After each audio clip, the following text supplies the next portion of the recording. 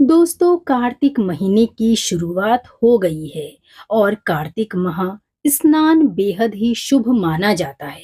इस दौरान भगवान विष्णु की पूजा करने के साथ ही माँ लक्ष्मी का आशीर्वाद भी अवश्य ही प्राप्त करें। और माँ लक्ष्मी और भगवान विष्णु का आशीर्वाद एक साथ प्राप्त करने के लिए कार्तिक स्नान की यह कथा नित्य ही श्रवण करें। इस माह में भगवान विष्णु अपनी योग निद्रा से जाग जाते हैं और इसके बाद ही हिंदू धर्म में मांगलिक कार्यों की शुरुआत होती है। कार्तिक मास में करवा चौथ, अहोई अष्टमी, दीपावली, गोवर्धन और भैया दूज जैसे महत्वपूर्ण त्योहारों का आगमन हो जाता है।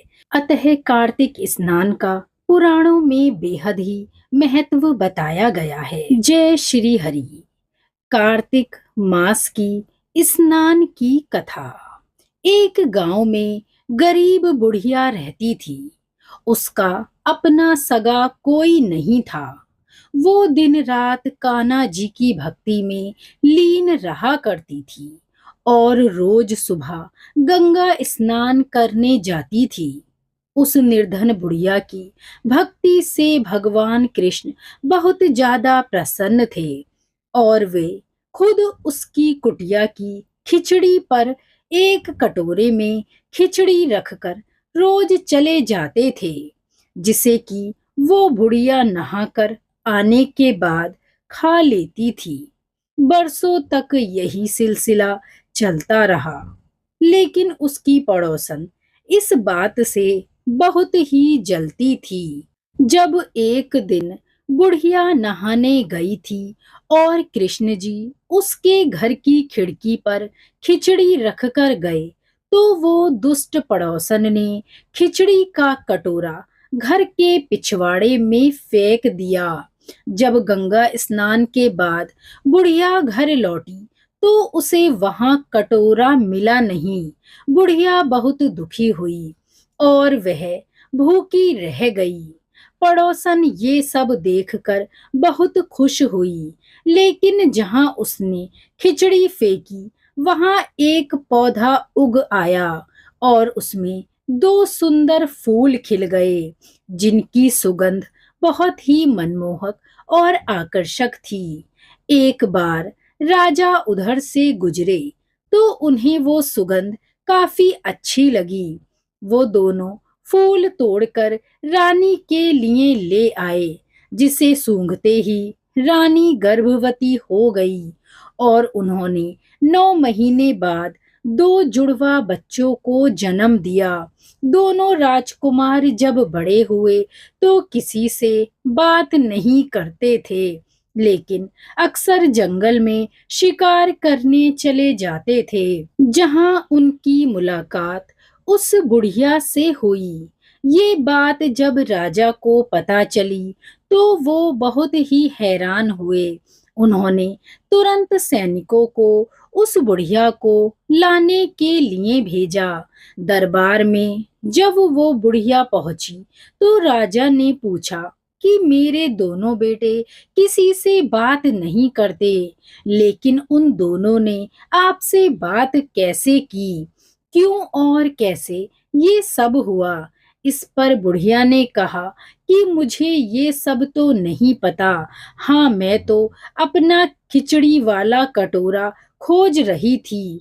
तब एक दिन ये दोनों मुझे मिले और कहने लगे कि मैं आपका कटोरा हूँ, और दूसरा बोला मैं आपकी खिचड़ी हूँ। और तब से ये रोज मुझसे मिलने आने लगे। राजा को यह सब सुनकर बहुत हैरानी हुई और उन्होंने बुढ़िया को प्रणाम किया और उन्हें राज दरबार में विशेष अतिथि बनाकर हमेशा के लिए रख लिया। ये बात सुनकर दोनों राजकुमार बहुत प्रसन्न हुए। उन्होंने तुरंत राजा को प्रणाम किया और दोनों ने बोलना भी प्रारंभ कर दिया। संयोग से ये सब कार्तिक माह में हुआ था। तब से ही कार्तिक मास में पवित्र नदियों में स्नान करने और घरों में इस दिन खिचड़ी बनाने और दूसरों को खिलाने का रिवाज है। बोलिए कार्तिक मास स्नान की जय। श्री हरि विष्णु की जय। कार्तिक मास की कहानी। दो सास बहुएं थीं। कार्तिक मास आया तो सास बोली, मैं कार्तिक स्नान के लिए तीर्थ जाना चाहती हूँ। बहू बोली, माँ जी मैं भी आपके साथ चलूंगी। तब सास बोली, तुम अभी छोटी हो, अभी मुझे जाने दो। सासू तीर्थ गई तो बहू कुम्हार से 33 कुंडे ले आई। रोज एक कुंडा भर कर रख देती और उधर गंगा में सासू जी की नथ गिर गई। बहू कुंडे में नहाती हुई बोली, सासू नहाबे उंडे में, मैं नहाऊं कुंडे में। इतने में गंगा की धारा कुंडे में आ गई और नथ भी वहां बहू के पास आ गई। बहू ने भी नथ पहचान ली। महीना पूरा हुआ। जब सासू जी आई तो बहू सामे लेने लगी तो सास नथ देख बोली, तू यह कहाँ से लाई है? तो बहू बोली, यह तो मेरे कुंडे में गंगा की धारा के साथ आ गई। अब सास बोली कि बहू, अब मेरा स्नान पूरा हो गया, मुझे ब्राह्मण भोज कराना है।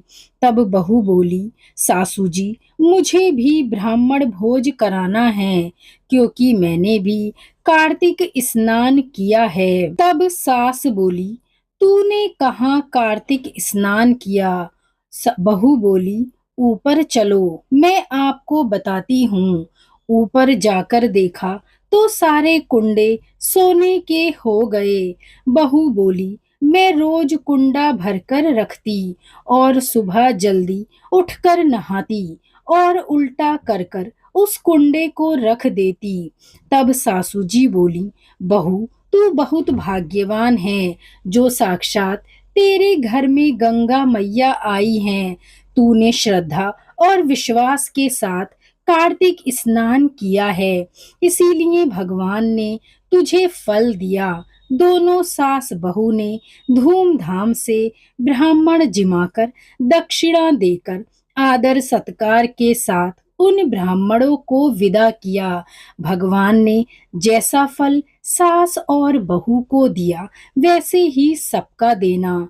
इस कथा को पढ़ने, सुनने और सुनने वालों पर श्री हरि की कृपा बरसे। कार्तिक स्नान की कहानी। एक नगर में एक ब्राह्मण दंपति रहते थे और वे दोनों प्रतिदिन 7 कोस दूर गंगा व यमुना नदी में स्नान करने जाते थे। इतनी दूर आने जाने से ब्राह्मण की पत्नी थक जाती थी। इसीलिए एक दिन उसने अपने पति से कहा कि हमारा एक पुत्र होता तो कितना अच्छा रहता। पुत्र के बहू आती तो हम वापस आने पर खाना बना बनाया मिलता और हम आराम से खा लेते। बहू घर का सारा काम भी कर देती। अपनी पत्नी की बातें सुनकर ब्राह्मण ने कहा, तू सही कह रही है, चल मैं तेरे लिए बहू ला देता हूँ। ब्राह्मण ने कहा कि एक पोटली में आटा डालकर कुछ मोहरे रख दे। ब्राह्मण के कहे अनुसार उसने पोटली बांधकर दे दी। पोटली लेकर ब्राह्मण चला गया। ब्राह्मण को सफर के दौरान यमुना के किनारे बहुत ही सुंदर लड़कियां दिखाई दी। वे रेत में घर बनाकर खेल रही थीं। उनमें से एक लड़की ने कहा कि मैं अपना घर नहीं बिगाड़ूंगी, मुझे तो रहने के लिए ये घर चाहिए। लड़की की बात सुनकर ब्राह्मण मन ही मन सोचने लगा कि बहू बनाने के लिए यह लड़की उचित है। जब वह जाने लगी तब ब्राह्मण भी उसके पीछे पीछे उसके घर तक पहुंच गया और वहां जाकर ब्राह्मण ने उस लड़की से कहा, बेटी कार्तिक मास चल रहा है, इसीलिए मैं किसी के घर खाना नहीं खाता। मैं अपने साथ आटा लेकर आया हूँ। तुम अपनी माता से पूछो कि वह क्या मेरे लिए आटा छानकर 4 रोटियां बना देगी। यदि वह मेरा आटा छानकर रोटी बनाएगी, मैं तभी उन रोटियों को खाऊंगा। फिर लड़की ने अपनी माँ के पास जाकर ये सारी बात बताई। माँ ने कहा, ठीक है, जाओ ब्राह्मण से कह दो कि वह अपना आटा दे दे, मैं रोटियां बना दूंगी। जब वह आटा छानने लगी तो आटे में से मोहरें निकली और वह सोचने लगी कि जिसके आटे में इतनी मोहरें हैं, उसके घर में कितनी मोहरें होंगी। जब ब्राह्मण खाना खाने बैठा तो लड़की की माँ ने उस ब्राह्मण से पूछा, क्या आपका कोई लड़का है और क्या आप उस लड़के की सगाई करने जा रहे हो। यह सुनकर ब्राह्मण ने कहा कि मेरा लड़का तो काशी में पढ़ने गया हुआ है। यदि तुम कहो तो खांड कटोरे से विवाह करके तुम्हारी बेटी को अपने साथ ले जाऊं। लड़की की माँ ने कहा, ठीक है। इस पर लड़की की माँ ने लड़की की खांड कटोरे से शादी करके उसे ब्राह्मण के साथ भेज दिया। ब्राह्मण ने घर आकर कहा, रामू की माँ, दरवाजा खोलकर देख, मैं तेरे लिए बहू लेकर आया हूँ। ब्राह्मण की पत्नी भीतर से ही बोली, हमारे तो कोई बेटा नहीं है, तो बहू कहाँ से आए। दुनिया ताने मारती थी, अब आप भी मारने लगे। ब्राह्मण ने कहा, तू दरवाजा खोलकर तो देख। जब ब्राह्मण की पत्नी ने दरवाजा खोला तो देखा कि सामने बहू खड़ी है। उसने बहू का स्वागत किया और आदर सत्कार से अंदर ले गई। अब जब ब्राह्मण अपनी पत्नी के साथ नदी स्नान करने जाता तो पीछे से बहू घर का सारा काम करके और खाना बनाकर रखती थी। वह उनके कपड़े धोती और रात को हाथ पैर भी दबाती थी। इस तरह बहुत दिन बीत गए। ब्राह्मणी ने अपनी बहू से कहा कि बहू कभी भी चूल्हे की आग मत बुझने देना और मटके का पानी खत्म मत होने देना। परंतु एक दिन चूल्हे की आग बुझ गई।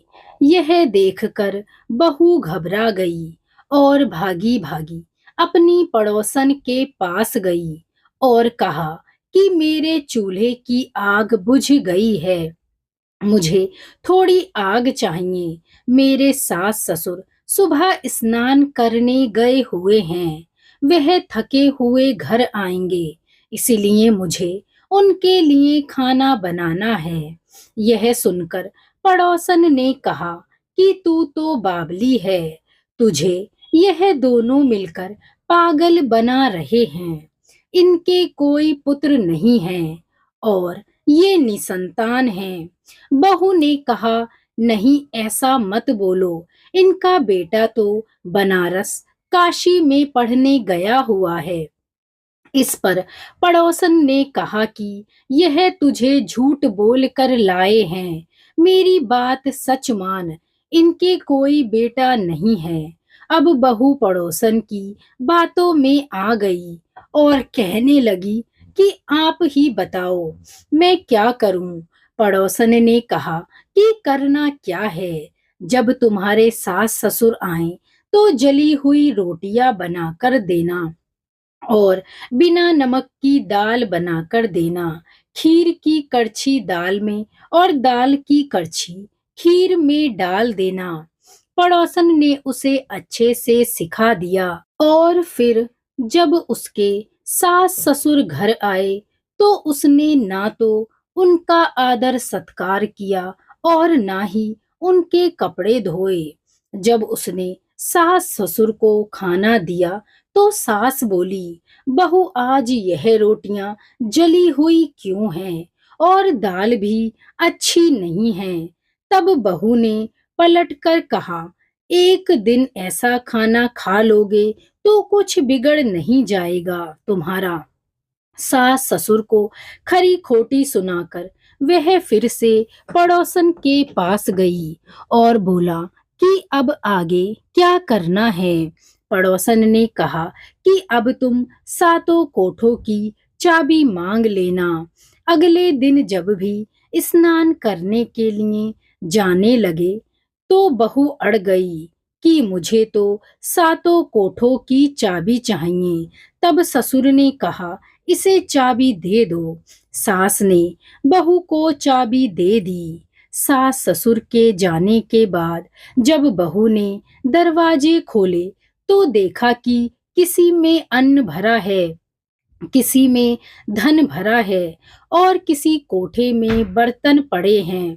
जब उसने सबसे ऊपर का सातवां कोठा खोला तो देखा कि शिवजी, पार्वती माता, गणेश जी, लक्ष्मी माता जी, पीपल पथवारी, कार्तिक के ठाकुर, राई दामोदर, तुलसी जी का बिड़वा, गंगा यमुना और 33 कोटि देवी देवता विराजमान हैं। वहीं पर एक लड़का चंदन की चौकी पर बैठा माला जप रहा है। यह देखकर उसने लड़के से पूछा कि तुम कौन हो। तब लड़का बोला, मैं तेरा पति हूँ, अभी दरवाजा बंद कर दे। जब मेरे माता पिता आएंगे तब दरवाजा खोलना। यह सब देखकर बहू बहुत खुश हुई और 16 श्रृंगार कर सुंदर वस्त्र पहनकर अपने सास ससुर का इंतजार करने लगी। उसने अपने सास ससुर के लिए अच्छे अच्छे पकवान बनाए। जब सास ससुर घर पर आए तो उसने उनका आदर सत्कार किया और प्रेम पूर्वक खाना खिलाया और हाथ पैर दबाने लगी। पैर दबाते दबाते बहू ने कहा कि माँ, आप इतनी दूर गंगा यमुना स्नान करने के लिए जाती हो तो आप थक जाती हो, इसीलिए आप घर पर ही स्नान क्यों नहीं करती हो। यह सुनकर सास कहने लगी कि बेटी, गंगा यमुना घर पर तो नहीं बहती है। तब उसने कहा, हाँ माँ जी, बहती है, चलो मैं आपको दिखाती हूँ। जब बहू ने सातवां कोठा खोलकर दिखाया तो उसमें शिव जी, पार्वती जी, गणेश जी, लक्ष्मी जी, पीपल पथवारी, कार्तिक के ठाकुर और राई दामोदर, तुलसी जी का बिड़वा, गंगा यमुना बह रही हैं और 33 कोटि देवी देवता विराजमान हैं। वहीं चौकी पर बैठा एक लड़का माला जप रहा है। माँ ने उसे देखकर कहा कि बेटा, तू कौन है। लड़का बोला, माँ, मैं तेरा बेटा हूँ। तब ब्राह्मणी ने पूछा कि तू कहाँ से आया है। लड़के ने जवाब दिया कि मुझे कार्तिकेय ने भेजा है। माँ ने कहा, बेटा, यह संसार कैसे मानेगा कि तू मेरा बेटा है। माँ ने कुछ विद्वान पंडितों से मदद मांगी। पंडितों ने कहा, इस पार बहू बेटा खड़े हो जाएं, उस पार माँ खड़ी हो जाए। माँ ने चमड़े की अंगिया पहनी हो और छाती में से दूध की धार निकालकर बेटे की दाढ़ी मूछ भीगे और पवन पानी से गठजोड़ा बंधे, तब मानेंगे कि यह इसी माँ का बेटा है। उसने ऐसा ही किया। चमड़े की अंगिया फट गईं और छाती में से दूध की धार निकलकर बेटे की दाढ़ी मूछ भीग गई। पवन पानी से बहू बेटे का गठजोड़ बंध गया। यह सब देखकर ब्राह्मण और उसकी पत्नी की खुशी का ठिकाना न रहा। जैसे ब्राह्मण ब्राह्मणी को बहू बेटा दिया, वैसे सबको देना। और कार्तिक महास्नान की यह कथा पढ़ने और सुनने वाले की सभी मनोकामनाएं श्री हरि विष्णु माँ लक्ष्मी संग पूर्ण करें। इसी शुभ कामना के साथ हम मिलेंगे अगली वीडियो में।